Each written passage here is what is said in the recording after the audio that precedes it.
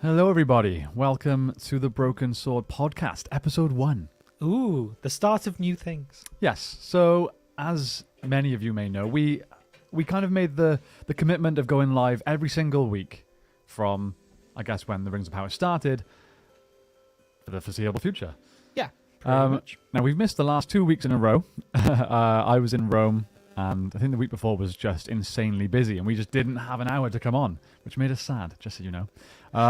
But from now on, we figured we'd make these live streams essentially podcasts.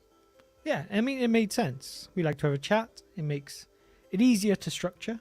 It does.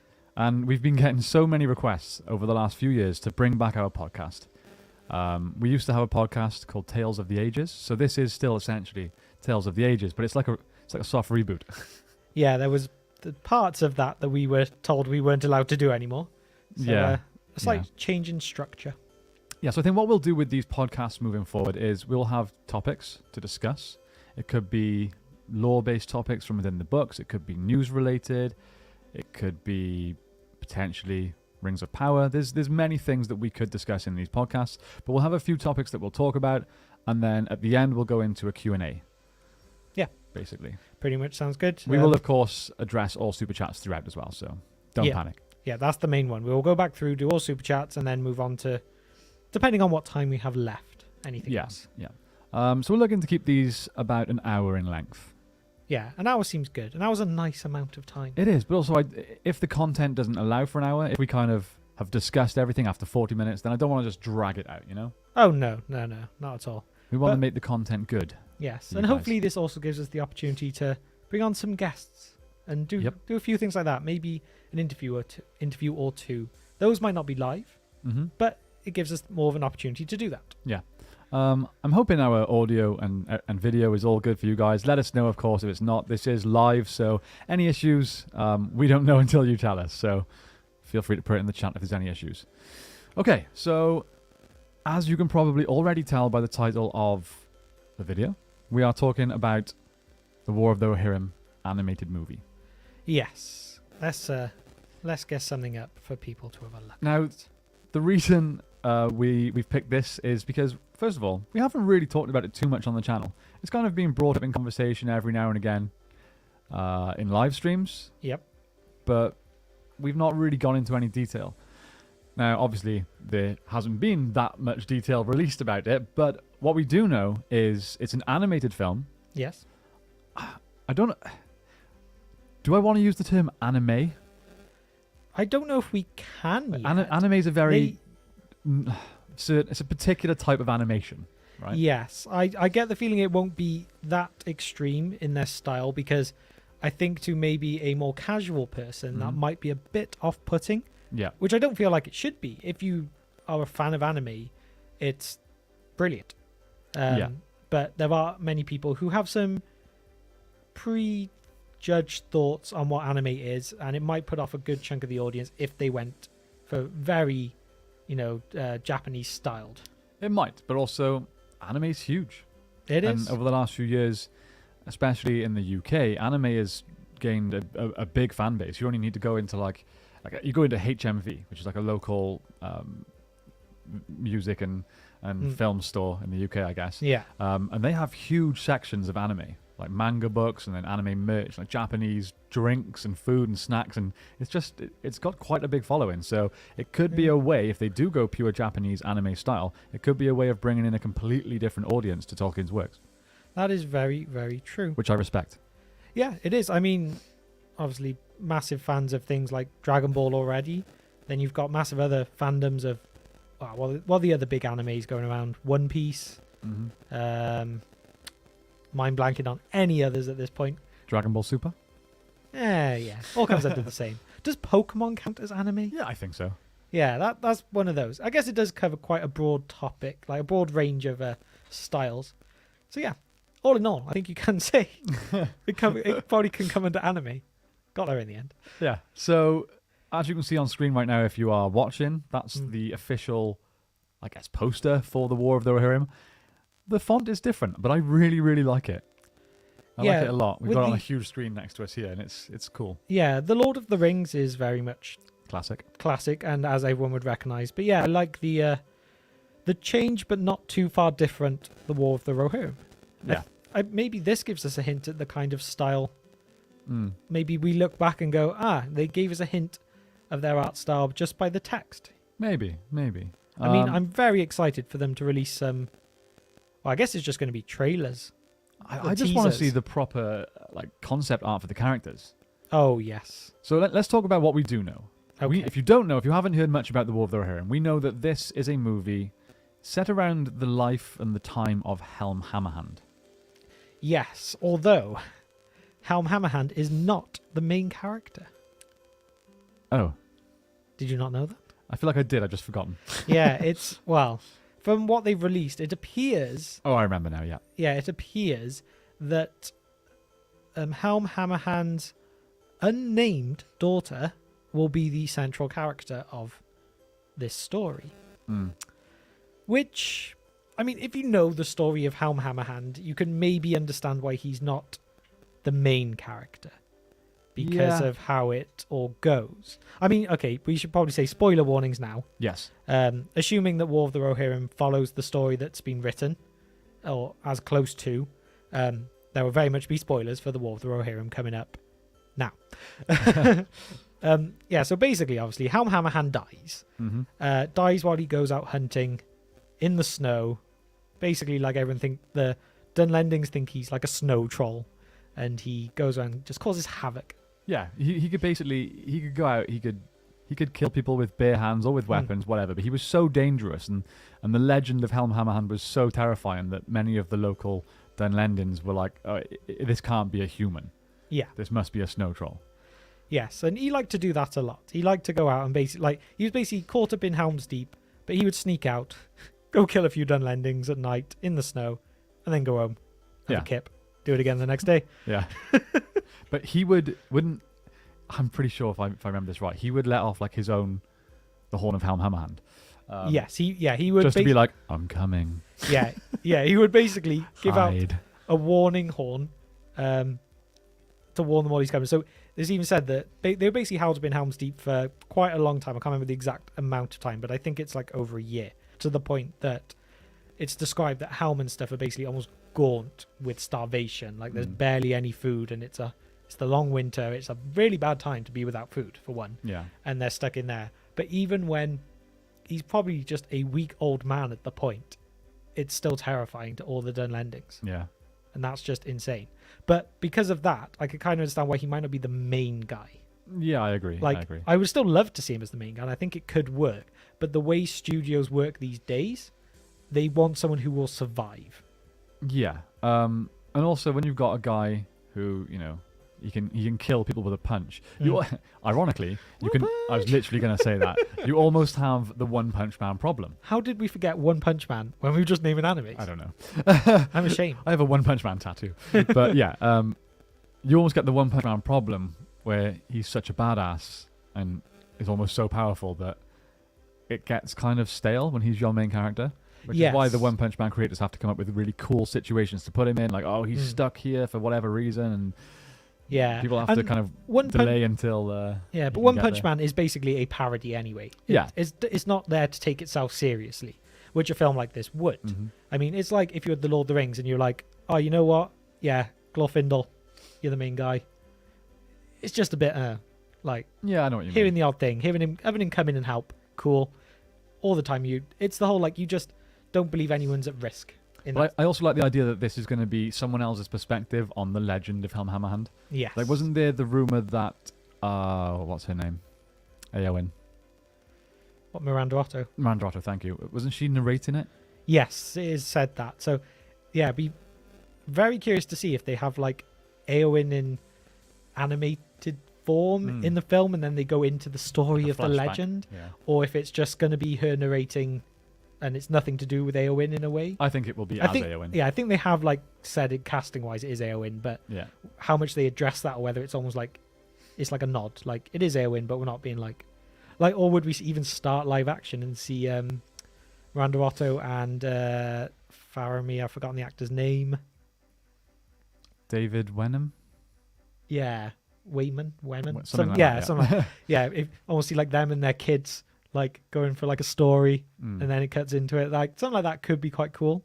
Although I never know how I feel about like when you have an animated film and then they go to a live action thing from it. I never know how I feel about that. No, I know what you mean. I think it'll stick to Yeah. the same style throughout. There's a couple of comments here about the style. Okay. Ben said Solo Digital Arts is the studio they've gone with for War of the Rohirrim. They have mostly done CGI work. Hope it's not total CGI or CGI cell shaded characters like Berserk. Interesting. Very interesting. I mean, if I had the option of... Okay, actually, no, I'm going to ask you this first. Okay. If you could basically have any style that this was set in, like basically name a film and that's the same style, what would you choose? Well, obviously it has to be animated, right? Yes. Okay, that's really tough. Because I get torn between two. Okay, I think I have an answer. Okay. I think I would probably go with like Clone Wars style. Ooh, that would have been one of mine. Yeah. Yeah, I get torn between two because obviously collect the mini epics from Weta Workshop and they're quite Clone Wars style ish in terms of like figures. Yeah. Which I think would be awesome. But I'm a big sucker for classic Studio Ghibli. Okay. Or Ghibli, depending on where you're from and how you say it. Ghibli, But, surely. Yeah, that's how I always said it, which probably means it's wrong. But yeah, like, because they are just doing an animated short right now with Grogu for Star Wars, aren't they? Oh, are they? Yeah, they basically, Studio Ghibli put out a teaser thing about working with Lucasfilm Studio or whichever the studio is I had now. no idea. And it turns out they're making a little animated short of Grogu in their style. Ah. And that made me go, a Lord of the Rings one in that style as well. Like, I love all those classic animated films. And yeah, to see it like that, I feel like would just be amazing. But I also, because, I mean, if you know those kind of films, you've got, they could be quite gory as well. Yeah, and for quite sure. gruesome and quite terrifying. And I think it lends itself so well to this. Or maybe like a Barrow Downs themed film or something like that. They could work well. So I feel like that might be it. But I do also really love the idea of Clone Wars. Yeah, I the more I think about it, the more I think Clone Wars would be incredible. Although I feel like Star Wars have kind of got their stamp on that style now, They do, especially with Tales of the Jedi and stuff, and they're keeping that up now. And Bad Batch, they're doing more with it. I feel like that's Star Wars now. It's hard for someone else to do that style. Yeah, John has said, I don't know if 3D animation would translate well. I'd be optimistic though. I know what you mean. I think, like we've said this since way before this was announced, that we think that like first stage stuff in particular translates really well to anime. Yes. And I think Helm Hammerhand is in that category because he's a larger than life character that, like I said, kills people with a punch. Yeah. It's a little bit almost silly, you know? So I think it lends itself well to anime. So I don't see any reason why it wouldn't lend itself well to 3D animation. But we'll see. We're just speculating here, right? So that's kind of a little introduction about what we know about the story and the news that we have. Yep. What about a release date? I know it's 2024. Yes, I believe the 12th of April. That's it. I'm in my head. I was like, I think it's close to my birthday. I just couldn't remember. Yeah. Now, that is, at the point of recording this, like a year and a half away. But I remember when we were saying the exact same things about the Rings of Power. Yeah. You're like, it's 2 years away. Yeah. Still over a year away. And look at us now. I wish it was still over a year away. But we'll come to that in a bit. We'll come to that, yeah. Yeah, so the 12th of April, 2024, for the release date of The War of the Rohirrim. I saw a comment quickly then saying, especially the music. It's not to do with the music of this, but that's something that needs to be pointed out. The music for this, for me, is key. Yes. This one, I don't know if it is because of bringing an Eowyn type. I almost feel like it has to be Howard Shaw. Yeah. I don't know if it will be, though. No, I mean, he lent himself to do was it the main theme for the Rings of Power? Yeah, but this is anime. Yeah, or at least animation. But So whether it's that kind of idea that he might come in and do the main theme and then they'll get another composer to do the rest. I could see that. Perhaps. I can also see this is the same like rights holders as the Peter Jackson stuff, right? Yes. So they surely will just use the original stuff. I mean, I would really like them to use the Rohan, the Rohirrim Rohan theme. They will. Maybe not like exactly just play it again, but when you get those good composers who can like put aspects into it, and you hear those like few notes or that horn, and you go, I Yeah. know what's coming, but then it's Mhm. almost like a tease. Like, Yeah. I think that would be quite good. Like, and then I obviously agree. probably at the end of the film, you get the climactic moment where it comes in more or something like that. But Yeah. I just want to watch The Return of the King now. I want to see the charge. There's not a moment in my life where I don't want to watch Return of the King. Okay. I don't think there's much more War of the Rohirrim news or things to talk about or things we've missed. No, we've covered the main one's release date. The main character will most likely, is not Helm Hammerhand. Mm-hmm. And styles and stuff. It's kind of all we have to go on at the moment. Yeah, But and like we said, because it's the same rights holders as the Peter Jackson stuff, it will probably be visually very reminiscent of what we know from those movies. So, to me at least, that's very cool. I expect Helm's Deep to look just the animated version of the movie version. Yeah. I don't expect anything much to change with that. Yeah. I think that's kind of it. I mean, we will be covering anything that comes out on this film, just like we covered the pre-release stuff of the Rings of Power. I mean, this isn't out yet, so this could still be great. Yeah. All right, let's move on then. So the next thing we want to talk about, we are, 1 month, 2 months on from the Rings of Power? What you mean? The time when the light returned to my life. No. I mean, I was about to say that's harsh. Is it harsh? I don't know if it's harsh. It's kind of not harsh. Yeah. I don't think it's harsh. I was just going to re-full screen us, and I realised we probably look like potatoes right now because it's telling us that our internet signal sucks. Yeah, as Connection always. is unstable. So As hopefully you always. guys can hear us because that's all that matters. You don't need to see our ugly faces. Okay, how am I getting this up? Can I just... Okay, I will do this for a moment. Okay, so while James does the technical side of things, I will carry on talking. Like I was saying, we're a month on from the Rings of Power. I think it's a month. We've had plenty of time to reflect. We obviously did... There we go. We obviously did a full Season 1 review a week or so after. Summarize that review in 5 words. No swearing. No swearing. Clean language. Clean language. I mean, I don't think it matters, but it just adds to your test. 5 words. Why you do this, Amazon. Amazon? I was going with why you do this to me, but that was sick. Yeah. No, don't get me wrong. Look, there were positives. There were plenty of positives. If you missed our review, go and check it out for the details because it was a good 20-minute review where we kind of broke down all the aspects that go into making a TV show, from story to cast to visuals to music, everything, to the lore and the lore changes. We covered everything, explained what we thought about it, and broke it down into a proper review. So if you want the details, you'll have to go over and watch that rather than us repeating ourselves. Yep. But now it's been a while. It's been a few weeks. Yes. We've calmed down. We've relaxed. Yeah. How do we feel about it now? I'm not sure relaxed is even the right word. I think, like when... this is going to sound really dramatic now. When people go through really traumatic things in their life? You've got PTSD. Pretty much. But they just blank it out. Yeah, Like, I know what you mean. You hear stories of like people who like one time their adulthood suddenly just have this weird flashback and they're like, oh my God, this happened to me as a child. Yeah, I know what you mean. But they're like, how did I not remember that? That is almost this show. Yeah. And it's almost at the point now where I can't really remember how there was 10 episodes worth. If you understand what I mean. Yeah, Like, for sure. in my head, I can't feel I mean, I think we kind of said about the show as it was going on in a way, I guess. But yeah, from episode 1 to 10, I couldn't tell you 10 episodes worth of content which came out. So I don't know if I've just blanked it out. Yeah, I mean, sometimes I'll be on like TikTok. We have a TikTok now, by the way. Follow us, The Broken Sword. Mm-hmm. And I'll just scroll through some videos, and obviously it's suggesting me like Tolkien stuff. And something from the Rings of Power will come up, and I'll be like, whoa, oh yeah, oh God, that guy. What was his name? Halbrand? Oh God, yeah, he was Sauron. Yeah. Yeah. That's a thing. Oh yeah, sorry, there's a comment. It was 8 episodes, yeah, not 10, which I think I just said. Yes, you did, yeah. It was meant to be 10 originally. Again, shows. Can't even remember that. Yeah. That's bad.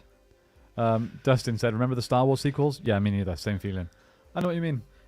I actually remember those much better than the Rings of Power, and they're years old. And Rings of Power is like a couple of months old. Yeah, I remember The Force Awakens very well because I saw Yeah. that.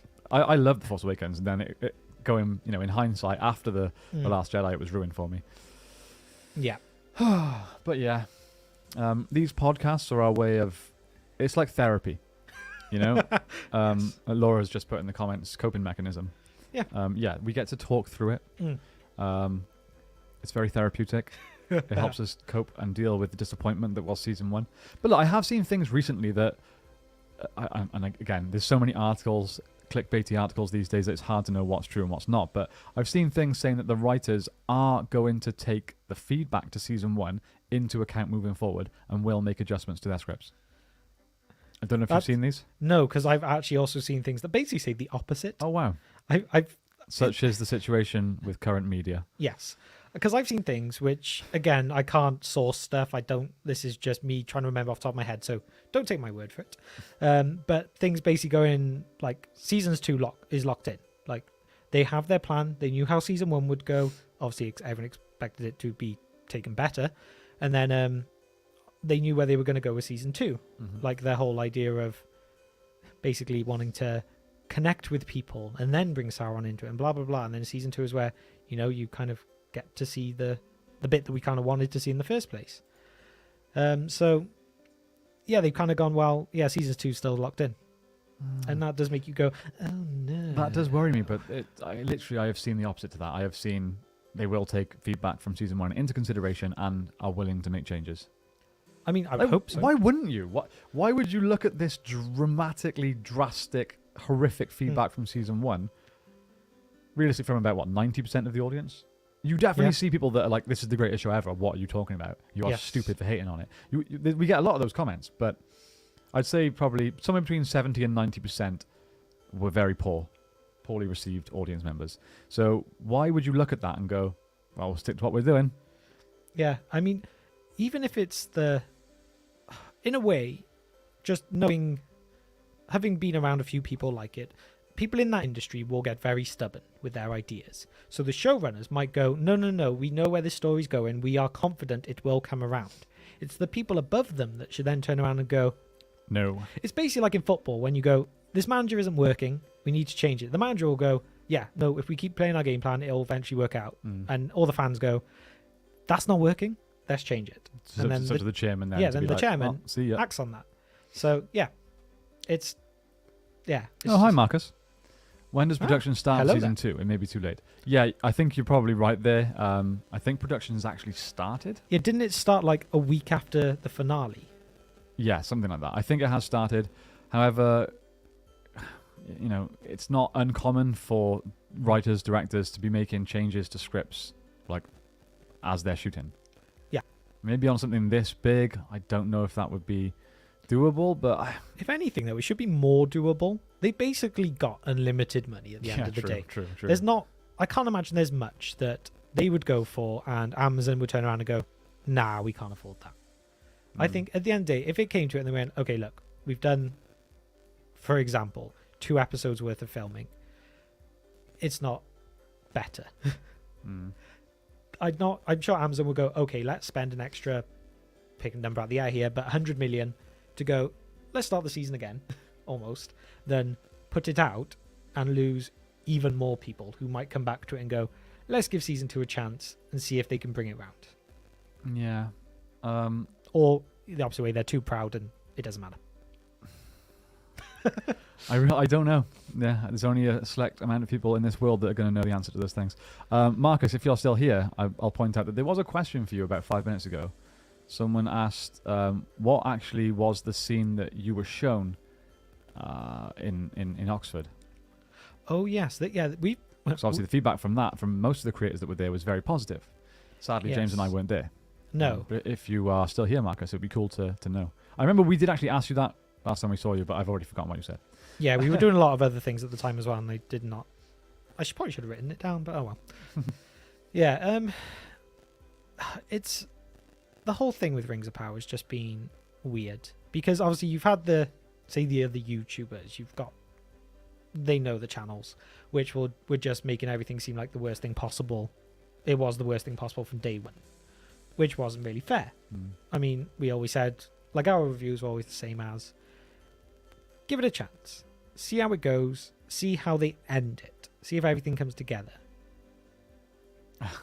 So the question, Marcus, was someone asked what the scene that you were shown in Oxford was, because obviously the general opinion around that from everyone that was there was very positive, and Yes. the whole kind of feedback from the show in general has not been so positive. So someone was interested to know what that scene was that you were shown. The cautiously optimistic meeting, as it became. Yeah. Yeah. What were we saying? I can't particularly remember. To be Something honest. about Rings of Power. Yes. No, I'm going to put up a poll. For Okay, all right. you, but So I'm not going to tell you what it is before it comes up. I was going to assume it was something to do with, The Rings of Power. yeah. How do you feel about the Rings of Power since it ended? I'm really curious to know what James is typing now. Will you? Okay. No, you just. What is that? I think it's done, right? Yeah. Okay. Okay. There's a poll in the chat now. In a minute. Sorry. In a second, James is adding more options.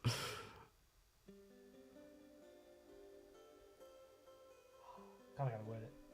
Come on, I can't concentrate on talking while reading what you're doing. I'll ignore it then. Yeah, go. Okay, we got an answer from Marcus as well. He says, "Oh, I see. We saw a few Closed it. We saw There a we few go. snippets. We saw some of Galadriel from episode 1 in the cave and a few other bits. Truth be told, I can't remember all of it now, having seen the whole thing. Oh, also Meteor Man.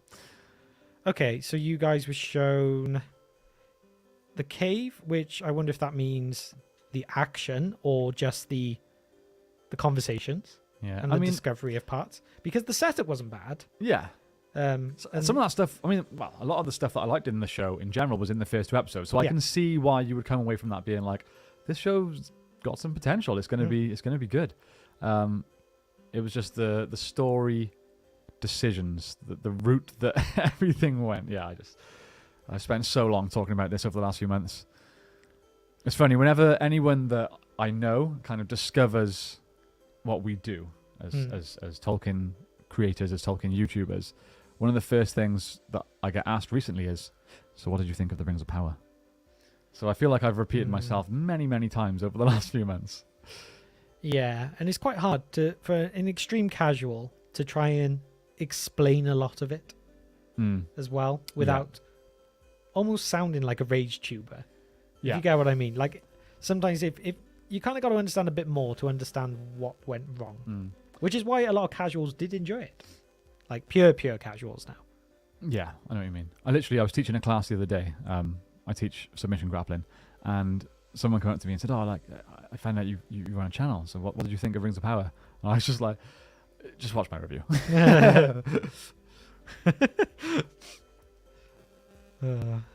Best thing in Rings of Power is probably Adar. Yeah, I would agree with that. Adar, he was cool. How is the poll looking? Wow, very one-sided. So far, we have 41 votes. 83% of you will watch season 2. 17% will not. It's interesting. I mean, look, we run a Tolkien channel. It's a Middle-earth Tolkien-inspired show, so we will be watching season 2. How can we not? Yes. Doesn't mean I'm looking forward to it. However, I'm curious to see if they will fix their mistakes. That's the biggest thing for me, is I want to know, are they willing to change? Yes. I mean, yeah, I don't know. I'm on the cautiously pessimistic side for season 2. Yeah, I know what you mean. Marcus has added more. Yeah, it was very much where it went that was different. I love those first 2, and I don't feel as bad about the rest of it as others do, but it was heavily edited. It was a heavily edited half-hour leaning on spectacle. Yeah. Where's these flies come from? I know what you mean. I wish I wasn't as angry about it as I am.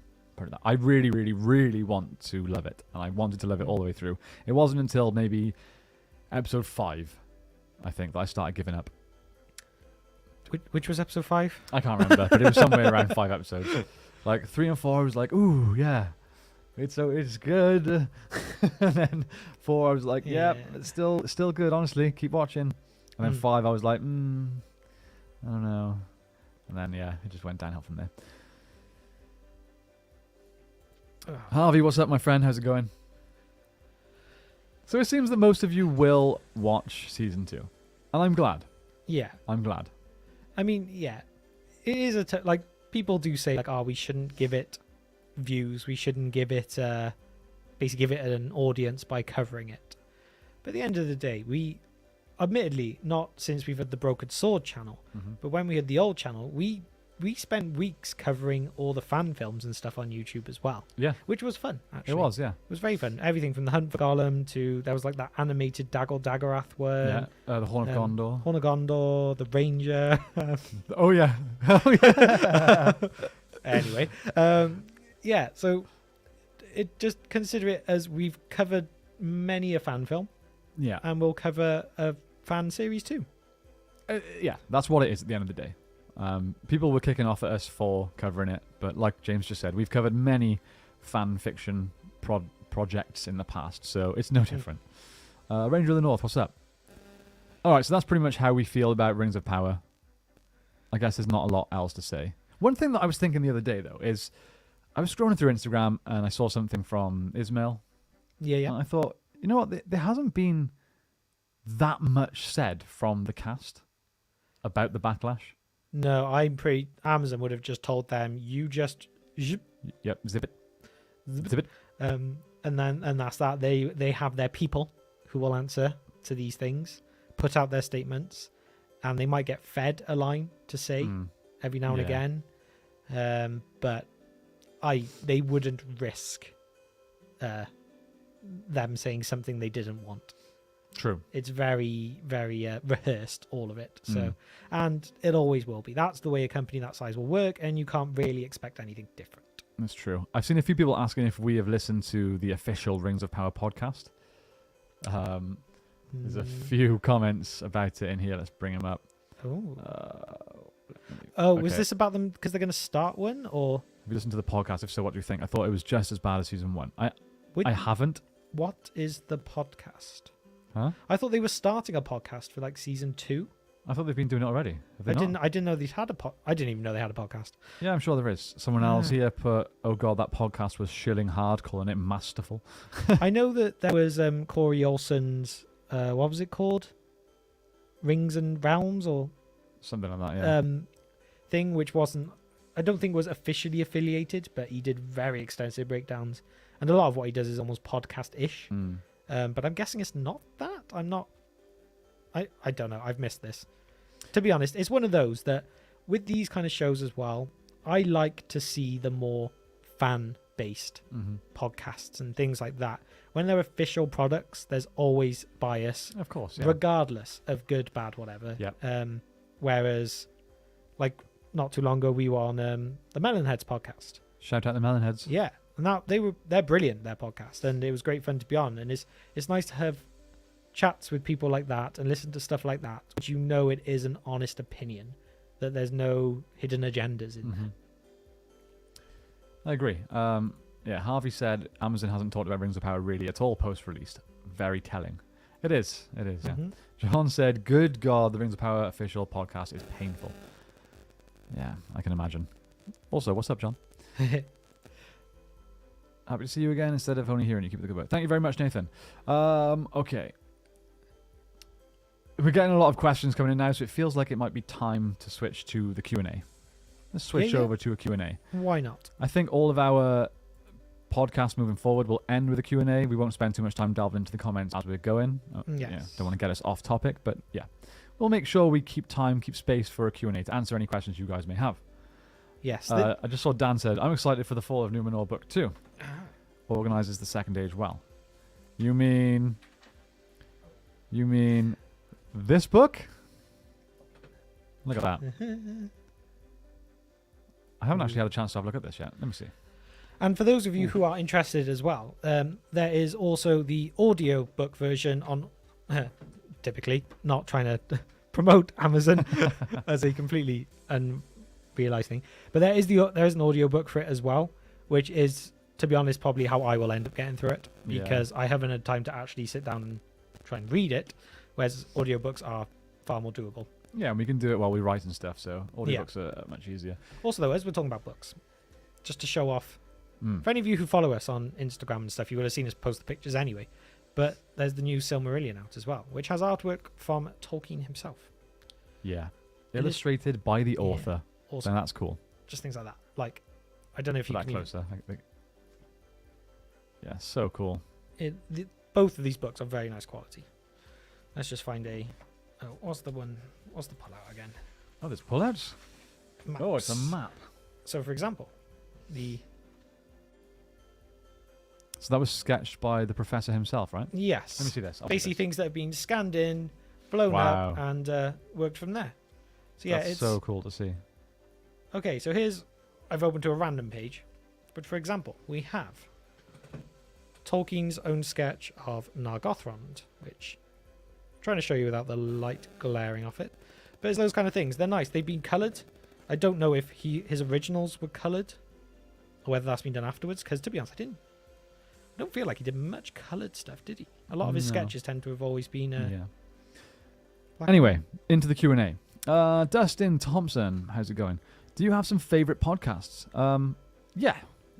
A very, very typical answer here. I love the Joe Rogan podcast, but that's because we own an MMA gym. I teach jiu-jitsu, so it's normally has a lot of relevance to me. What else? I really like Talk is Jericho, the Chris Jericho podcast. He's had some really interesting guests on there, and he's a great host, has a really easy voice to listen to, and he's a super smart guy. So Talk is Jericho is a great one. Shout out to our buddy Dan Strauss, who runs the Raspberry 8 podcast. One of my favorite ever podcast episodes of all time is on that channel. So Raspberry 8 podcast. It's very much grappling based, but if you're into your MMA, he interviewed Dan Hardy, and it was a great podcast. Yeah, that's pretty much all I listen to. Any shout outs for podcasts from you? Theo Von. I'm loving Theo Von right now. Yeah, to be honest, I don't tend to listen to him. Yeah, so I can't really shout any out. There was a point when I was listening to, and I mind blank on the name, of course, Dominic Monaghan and Billy Boyd's podcast. Oh, the Friendship Onion? Yes, I'd listened to that for a while when it started, but my issue is I always reach a point when I can't keep up, and then I end up just falling off it. Mm. So, yeah, I'm kind of I'm not very good with my podcasts. Rogue198 says Q&A, next Tabletop Alliance battle. Trust me, we would love to have time to do these every day. It'll happen at some point. It's just, like I said, I've been away in Rome for a week, so we're now playing catch-up. It's an absolute nightmare trying to fit everything in. But yeah, it'll come. We're still expecting our... What's the new starter set? The Battle of Osgiliath starter set. Yeah. But I believe it's out now and it hasn't arrived, even though we pre-ordered it straight away. So I'm a little bit disappointed with that because we wanted to do an unboxing for the Tabletop Alliance. But yeah, maybe to kick our butts into gear with that. But yeah, I don't know. John says, idea for TTA, a painting stream. Do you know what? We filmed one. Well, I filmed a time-lapse of me painting Horus Lupercal. Yeah. And I was actually quite pleased with my paint job as well. It's one of the better ones I've done. We were going to upload that time lapse, and I was going to voice over some Horus lore over the top of it, which would be something a little bit different that I haven't seen before. Just never got round to doing it. In fact, I'm 99% sure that video file would have been lost. Yeah, probably by now. Yeah, which is really sad because that was a lot of work. Like most things. Yeah. Time, there's just never enough time. Favorite bands? Dream Theater are good. My favorite bands are Trivium, Fit for an Autopsy, While She Sleeps, Silosis. Yeah. Oh, I hate questions like this because I just go off the top of my head. Skindred. Yeah, I was going to say Skindred, Rise Against, Shinedown. I'm sure there's more, but I just blanking on the spot. Dan says, do you listen to the Jocko podcast since you teach jiu-jitsu? I don't listen to it in full. I tend to put on like clips that interest me. So yeah, Jocko's cool. Marcus, nice hoodie, Jake. What year did you graduate? 2161.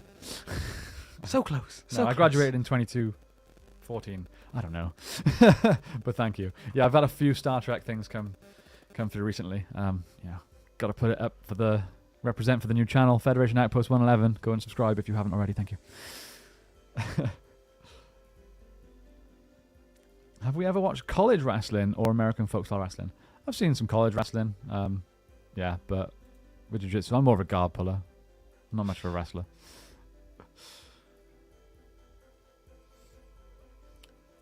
Ooh, something. Have you got around to watching the Death Battle? No, I Yeah. haven't seen that yet. No. For those of you out there who are... Actually, for those of you who don't even know what Death Battle is, I should probably start there. Yeah. Death Battle is a YouTube channel who pick 2 characters and create animated sketches of them fighting each other, but there's massive amounts of research and analytical build-up into the 2 characters and why the results happen. But this week, they have just put out one featuring Sauron against... forgotten the name of the character, but someone from World of Warcraft, who basically sounds like a god-type person from that. And it is epic. So if you like those kind of things, it's really worth seeing. I love a good death battle.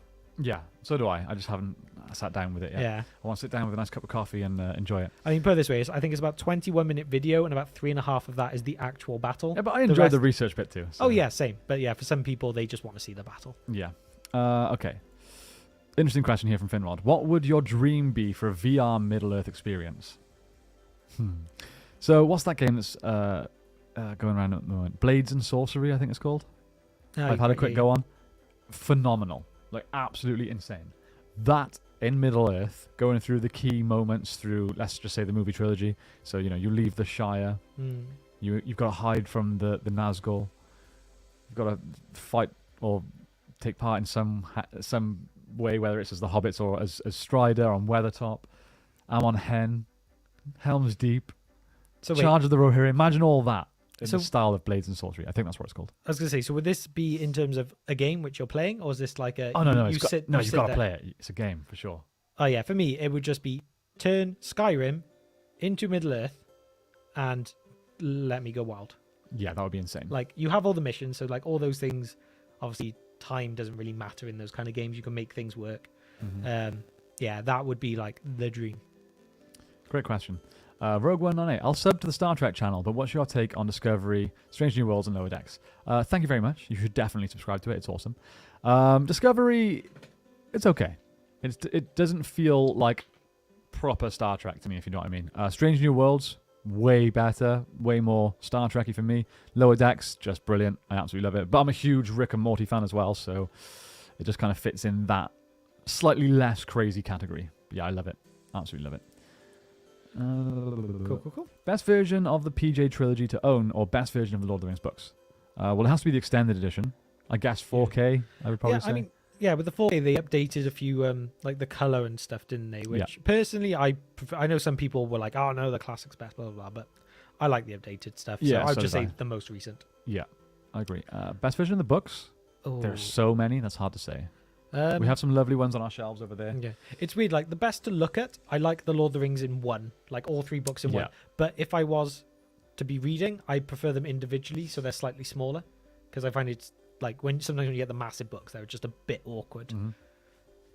Otaku Senpai says, "What Middle-earth story would you most like to see adapted?" A part of me would have genuinely said the Helm Hammerhand story. So this is why I'm so excited for the War of the Rohirrim movie. Yeah, that's always been one of those which like we've come back to many a time and said this would be an awesome. That's why I loved seeing him in the Shadow of War game. Yeah, I mean it very much depends on the medium. Say they were going to do like a one-off 8-season series of something. Part of me would quite like to see the Scouring of the Shire. I think that could make it quite interesting one-off. But if we're talking about maybe something a bit grander, I think I might go with the Wars with Angmar. That would be amazing. Seeing the Witch King rise up, take over, and all of that. Obviously, you get to see the Númenóreans who've come to Middle-earth and see Arnor in its like glory and the like. I think that could be a really, really great story to tell and to see. I agree. What y'all think about Izzy versus Pereira? Made me sad. Really wanted Izzy to win.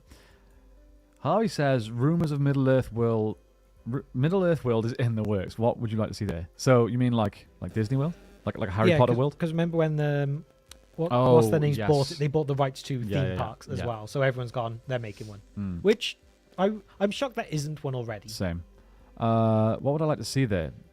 A 2-scale Minas Tirith. Can you imagine? That would be that is just it. Everything happens within Minas Yeah. Tirith. Within Minas Tirith is a Helm's Deep. I would love a ride, which is basically like The Hobbit. what the Barrels. barrels. You could turn the Barrel River. I mean, yeah, that's gonna be one of the first things on their list, isn't it? Yeah. There's basically like a weird one. I would love to basically, because I'm not usually a fan of these anyway, so I don't know why I'm suggesting this. But almost like a ghost train of going through escaping the Nazgul, No, the Paths of the Dead would be way cooler for that. and that you just have rooms. So Yeah. you have the Nazgul chasing you. You have the Barrow Downs. Mm. You have the Pass of the Dead. Like there's You got got chased by Shelob in oh her cave. yeah, Shelob sneaking through Mordor Oh god, and like all those things. Like this is terrifying. yeah, that would be awesome. We should I mean, make if a there was- Middle Earth horror movie. Yeah, if there was some like a 4D experience of being in like the Charge of the Rohirrim and stuff, like surrounded by the sounds and like the imagery and Mm. stuff, like that kind of thing could be. If they did it well, it could be amazing. Marcus says Strange New Worlds is the best thing ever. Do you actually mean that? Would you say it's the best series of Star Trek we've had? Because that's a statement. Justin says, if the Fellowship were a band, what would their instruments be? Lead singer. Okay, now we're getting on to the important stuff. Yes, I would say lead singer has to be Gandalf. I don't know. Aragorn can sing, so can Pippin. I was gonna say I feel like Aragorn is like he's the face. Yeah. What else is Gandalf going to do? I He feel like just hits drums with his staff. yeah, like no, there's a big gong on Yeah. the side, and he's just one of those like once or twice a song. He just comes in with a gong. Yeah, Pippin's definitely the backing vocals Yes. with his sweet, soft voice. Yep. The The other hobbits are like backing dancers. They're the ones like they're on like triangles and stuff. Yeah. Gimli is definitely rocking the axe, the guitar. Legolas is also on guitar because he's used to using strings. I Boromir could almost see is the Legolas drummer. like he's randomly a violin. Yeah, why not? I don't know what this band is. I don't know what kind of music they're playing. Yeah, and yeah, Boromir's got to be on the horn. Just Yeah. he starts every song. Any thoughts on season 5 of Cobra Kai? It was good. Maybe the weakest season though. There's 5 seasons. Yeah, and they're all so good. When did that happen? Oh my god, I haven't been able to watch your lives in ages. I missed you. We missed you too. Thanks for tuning in. We miss you all, even if you're here. Our lives are now podcasts, so they're more re-listenable, you know? That's Yes. kind of the goal.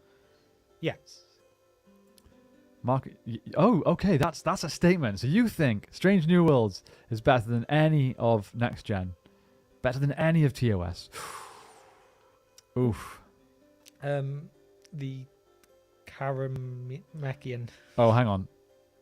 So that yes was for the Middle Earth horror. Start writing it. Get to work. Sorry. What? Right. This one? Yeah. This didn't come to my mind for some weird reason. Just a telling of the fall of Gondolin as a movie as well. I'd probably still go with the for some reason I'm much more connected with the Third Age. Let's say for some reason it's the one that I got introduced with, so I feel like I almost like the more realistic fantasy as opposed to the fantasy in a way. Like I kind of like a little bit more reality, so Third Age is where I sit better. Marcus, I'm really surprised to see your answer here. I agree. Don't get me wrong. I do. I just best Star Trek ever. I don't know. I can't wait for season 2 just so I can do some like reviews, episode by episode, do some current stuff. So excited. Gimli. Oh, we forgot a bassist. Yeah, Gimli. No, Hold on. Yeah. No. Gimli has to play sax. Remember that video? Or was it? No, Gandalf sax. Gandalf's playing the sax. Sorry, yeah. Gandalf, not Gimli. Gandalf has to play the saxophone. Oh, we've had a super chat. Thank you so much, MCB3. Just because I haven't been able to watch your lives, I'm from Australia, so big time difference. You guys are legends. Thank you so much. We really, really thank you. appreciate it. Yeah, especially because I'm pretty sure it's going to be like 2 a.m. for you, something like that. So good effort. Thank you very much. Nathan, quick question. Whoa, that was quick. I'm impressed. The answer is yes. But thank you for the super chat. Whatever you ask now, the answer is yes. So choose your words carefully. Hang on a minute. If you had to meet your girlfriend's parents, which Middle-earth character would be the most intimidating to see? You mean like as parents? I mean, Sauron. Yeah, if my missus's dad was Sauron or Morgoth. Just a Balrog. You're just there like, Yeah, I mean Gandalf can be scary when he wants to be. Yeah. It's around midnight in Australia. Okay. Huh. We skipped a bunch of questions to get to those super chats, so I'm trying to slowly go back through the comments. Ooh, up there, but still not beating DS9. Don't know about that. Go on, Harvey. I didn't know you were a Star Trek guy. I like you even more now. So, Nathan, did you have a question? We'd love to answer it, I'm sure. Oh, Morgoth has arrived. Stream 25. Oh, it's video 199. Oh, so that means your video tomorrow. Yep. What day of the week it is? That's video 200 on the channel. Wow. Wait, That's crazy. I can't remember. Sorry. Yeah. Don't worry. I was about to say something really stupid, so I'm not even going to say it out loud. Ignore me. Okay. Nathan's asked this question. There we go, Nathan. There we go. Okay, my question is, so clearly I am your favorite chatter. That's a yes. Very clever. Yeah, Of course. you are. I think it finds the best of all Trek shows and is the most even as well. Some series are up and down, and I think it's evenly navigated the plot threads required, but enough from me, Lord of the Rings horror. No, yeah, I agree with that. It's a very consistent show. Even TOS and Next Gen, which are my two favorite shows, have so many episodes that I'm like, next episode. So yeah, I wouldn't do that on Strange New Worlds. Okay, Dustin's asked a big question. If you could ask Tolkien himself one question about Middle-earth or his life, what would it be? Oh. What happened to the Blue Wizards? Yeah. I don't know if that would be, like, does he even know? You know? There might be a note somewhere Yeah. in a dark corner of some forgotten Well, I place. think if I could ask him a question right at the end of his journey, I would probably want to know what things he was planning, because he was constantly changing things, right? Yeah. So I'd want to know what things he was going to like retcon and change and get Yeah. rid of. Like I'm 99% sure if he was going to do another edition of The Hobbit, Legolas would have been in it. The Elven King would have been named as Thranduil. You know? Like those Yes, sort of yeah, things. yeah. I would like to know that he would have changed them, or what I'd like to know what else he would have changed to make everything more. I don't know, just more consistent and smooth throughout his timeline, his legendarium. I know what I would ask him. Can you please say subscribe to the Broken Sword? Yeah, I mean, we had Durin has said subscribe to the Broken Sword. I know. Why is that not on all our videos? I don't know. He was the best thing about Rings of Power. He was brilliant. He was. Okay, thoughts on the Gollum game? Good question. We did get to play it early. When I say early, I'm talking what? It's like May. Yeah, that was a while ago now, wasn't it? Yeah, we went to Paris. We were very fortunate to be invited to Paris to play the game. Although we didn't really get hands-on with it. We just got to watch someone play it in front of us, and we got to ask any questions that we wanted. Yeah. I wasn't impressed. No. Because when we were there, I asked the question, which we'd had from day one, was, why Gollum? Yeah. Of all the characters, all the places, all the stories, everything you could do, why choose Gollum? Yeah. And to be honest, I didn't really get a satisfying answer. No. I can't even remember too much. Their answer was pretty much just like, well, that's what Tolkien would have done. He likes to show the scary world of Middle-earth through a less capable creature like a hobbit, and Gollum is... That's kind of their answer, which I kind of get, but also give me a big-ass sword. I was going to say, that doesn't mean it's going to make a good game. Like we've always said, we like stealth missions within games. Yeah, but when the whole game is based around that, it's like, yeah, it becomes a chore. Yeah. Like, that's what makes them good, is that they're used sparingly. Mm-hmm. So, I'll be excited for Avatar 2. I'm not. no. I honestly probably won't even watch it for a long time. Same. Dom, what's up, my friend? How's it going? Oh, sorry, there's an actual question from Nathan here. My question is for everybody. In the Lord of the Rings movies, there is a scene where Frodo puts on the ring, the Boromir part, but they zoom in on Frodo seeing the eye. Doesn't Sauron see him? Good question. Oh, okay. Sorry. Yeah, I'm with you now where you are. I He's don't like on top of the thing at Amon. Yeah. I don't think he does. I think it's more like a what's the word? like a vision as such. I don't think it's like a direct link to speak to him. No, I think As- it's more of a. Like- I know you're also trying to say the same thing. I can't Yeah. think of the word for, but it's almost like a warning, like because Boromir is saying, "You will take the ring to Sauron." Yeah. It's almost like he zooms in towards Sauron. I think it's like not a metaphor, but you know what we mean, right? Yeah. At least that's what I would. Yeah, I say. don't take it because I don't take it as a literally like it's not like a telephone kind of thing. It's not like a Palantir. Mm. Like you can't talk directly. You just kind of put into Yeah. that.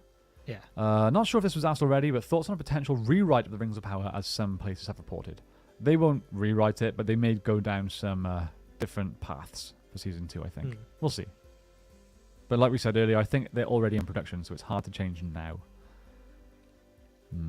Yeah. Dom, I agree with you 100%. Oh yes. If anything can happen in my life before I die, that's what I want. Just let me roam around Middle Earth. No Would- restrictions. Wasn't Amazon making one? They were, but it got cancelled, right? I was going to say it did get cancelled, didn't it? Yeah. I mean, I don't know if it's a shame. I mean, it's one of those things. Like, I keep saying I should go back to Lord of the Rings Online. They're just releasing new stuff now. Yeah, I saw. And they keep talking about there's going to be like an overhaul to the graphics and stuff and all this, and it's just like But imagine trying to find time to fit Yeah, in Lord of the that- Rings Online without a schedule. that is the issue. I know like- you guys probably think we just make a couple of YouTube videos a week, but trust No. me, like, I don't have a life. You are our lives. Yes, literally.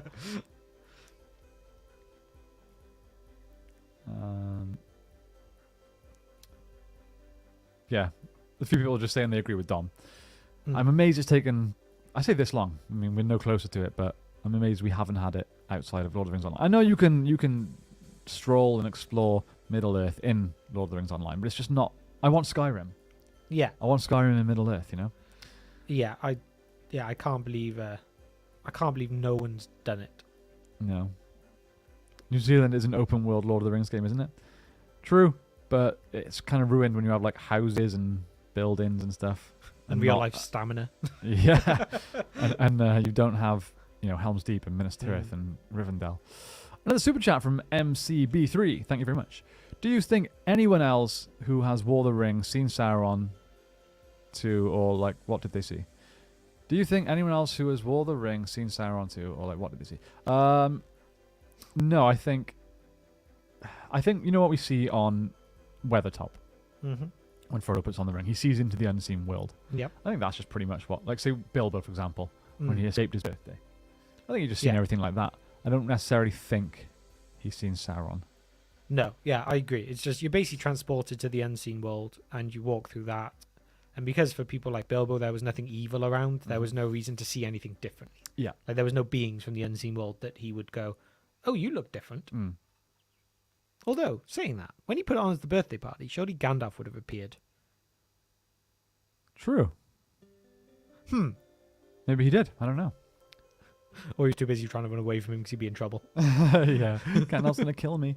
Thank you very much for the super chat again, MCB3. Spam comment there. Okay, I feel like the questions have slowed down a little, so maybe now is a good time to round off episode 1 of the Broken Sword podcast. Yes. It's been fun. It has. I've enjoyed. I'm really happy to be podcasting again, and I think doing podcasts live is risky. Yes. There's definitely. always the risk of, okay, the content that we've decided to talk about is boring or we haven't got enough to say about it. When you're doing it live, we can plan as much as we want, but sometimes when things are live, things can go wrong. You can run out of things to say. So it is risky to do these live, but it gives us the opportunity to end with a live Q&A. Yes. And I remember back on our old podcasts, if you remember, we used to put up a community tab post and say, Q&A time, leave your questions down below. People would put questions for us, and then we'd pick out a few and answer them in the following week's podcast. It's way more fun doing it live, I think. Yes, because then you can get follow-up questions and reactions to things we've said. And It becomes more of a discussion than a Q&A, yes. which I love. It's why we do it. Oh, yes. There's been a pretty consistent 80 to 100 people here throughout this podcast, so I really, really appreciate everybody's support. Things to think about before we go. War of the Rohirrim coming soon. Year and a half. Excited. Rings of Power, we're still disappointed. Yeah. Federation Outpost 111 is our Star Trek channel. It's brand new. Please go and subscribe. I think that's pretty much it. Obviously, we're working hard on our short film, The Guard. Lots of stuff coming soon. Hopefully, you guys are as excited about that as we are. Yes, and just as a quick teaser for everyone out there who's listening, what is your video for tomorrow? It's about Morgoth's ring. Ooh, that sounds Dun, dun, interesting. It is. It is interesting. It's a deep delve. Okay. Woo, the guard. Shout out Marcus. All right, guys, that's it from us. Thank you, as always, for tuning in. Hope you have a great day, and we will see you next time on The Broken Sword. Bye, guys.